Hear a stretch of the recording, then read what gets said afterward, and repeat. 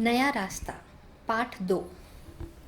दूसरे दिन प्रातः होते ही दयाराम जी के घर में मेहमानों के स्वागत के लिए विभिन्न प्रकार की तैयारियां प्रारंभ हो गई थी। घर में सारी चीज़ें झाड़ पोंछ कर यथास्थान लगा दी गई थी।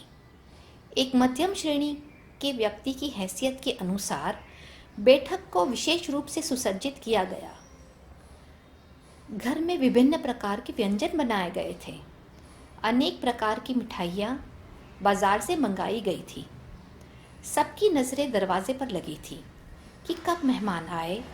मेहमानों का बेताबी से इंतज़ार था। मीनू की माँ को अब पूरी आशा थी कि इस बार मीनू का रिश्ता हो जाएगा। भगवान से न जाने कितनी मनौतियाँ माँ ने मांगी थी। कुछ क्षण बाद घंटी बजी। रोहित शीघ्र ही दरवाज़ा खोलने के लिए बढ़ा। मेहमानों का शानदार स्वागत किया गया। मीनू को देखने के लिए अमित, उसके पिता मायाराम जी, माताजी व छोटी बहन मधु आए थे। उनके आतिथ्य में किसी प्रकार की कमी नहीं छोड़ी गई थी। परिवार के हर सदस्य के हृदय में नया जोश व उमंग था, मानो उनके घर कोई देवता आ गए हो। कुछ क्षण बाद में सौंफ इलायची लिए मीनू ने कमरे में प्रवेश किया। सांवले रंग की गुलाबी साड़ी पहने हुए वह बहुत सुंदर लग रही थी। लाज शर्म से दबी मीनू कुछ समय तक नीचा मुंह करके चुपचाप बैठी रही। कुछ समय बाद अमित ने मीनू से बातें करनी प्रारंभ की। मीनू, तुम्हारा एमए का रिजल्ट आ गया है? मीनू ने सहज भाव से उत्तर दिया। जी, प्रथम श्रेणी में पास किया है। वेरी गुड, कहकर अमित के चेहरे पर प्रसन्नता के भाव उभर गए। तुम्हें घर के किन किन कार्यों में रुचि है? अमित ने दूसरा प्रश्न किया। जी, सिलाई, बुनाई, कटाई, खाना बनाना, पेंटिंग आदि सभी कर लेती हूँ। क्या तुम संयुक्त परिवार में मेरे माता पिता व बहन के साथ रहना पसंद करोगी? जी, कहकर मीनू ने अपनी गर्दन झुका दी। अमित की सबसे बड़ी इच्छा यही थी कि उसे ऐसी लड़की चाहिए जो उसके माता पिता के साथ ठीक तरह से रह सके, उनका आदर सत्कार कर सके। मीनू के हाँ कहने पर उसे बहुत प्रसन्नता हुई। जहाँ तक उसके रंग रूप का सवाल था, अमित के हृदय में उसका भोला चेहरा समा गया था। तभी मीनू की बहन आशा व भाई रोहित ने कमरे में प्रवेश किया। अमित के माता पिता भी कमरे में आ गए थे। आशा को देखकर सबकी नज़रें उस सुंदर चेहरे की ओर जम गई, जिसमें नव यौवन का निखार था। वैसे भी आशा रंग रूप में मीनू से कहीं ज़्यादा अच्छी थी। अमित व उसके माता पिता ने आशा से प्रश्न किए। आशा हंस हंस कर सबका उत्तर देती रही। मीनू की माँ को यह सब अच्छा नहीं लग रहा था। उन्हें इस बात का आभास था कि आशा मीनू से कहीं ज़्यादा रूपवती है। जब लड़का लड़की को देखने आए तो यह समय एक परीक्षा का समय होता है। लड़की के हृदय में एक अंतर्द्वंद होता है कि वह इस परीक्षा में पास हो सकेगी या नहीं। मीनू इस परीक्षा में कई बार असफल हो चुकी थी, इसलिए उसके हृदय का अंतर्द्वंद और अधिक तीव्र हो गया था। इसी कारण उसके चेहरे पर और अधिक उदासीनता व घबराहट झलक रही थी। दूसरी ओर हंस हंस कर बातें करते समय आशा का सुंदर रूप और अधिक निखर आया था।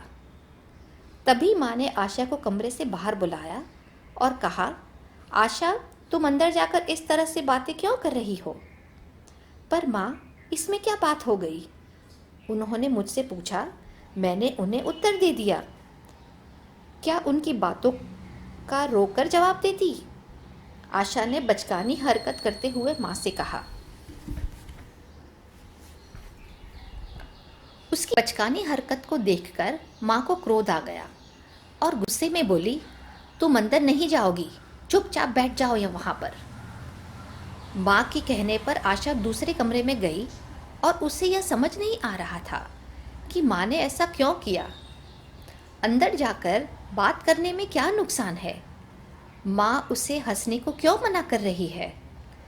यही अंतर्द्वंद उसकी कोमल नादान हृदय में बहुत देर तक चलता रहा। कुछ समय बाद सभी मेहमान जाने के लिए उठ खड़े हुए। मीनू के पिता दयाराम जी ने अमित के पिता से विनम्र निवेदन किया, भाई साहब, आपका क्या जवाब रहा? जी घर जाकर विचार करेंगे, उसके बाद आपको पत्र लिखेंगे। यह कहकर उन्होंने वहाँ से विदा ली। उनके जाने के पश्चात दयाराम जी कुछ निढाल से होकर सोफे पर बैठ गए।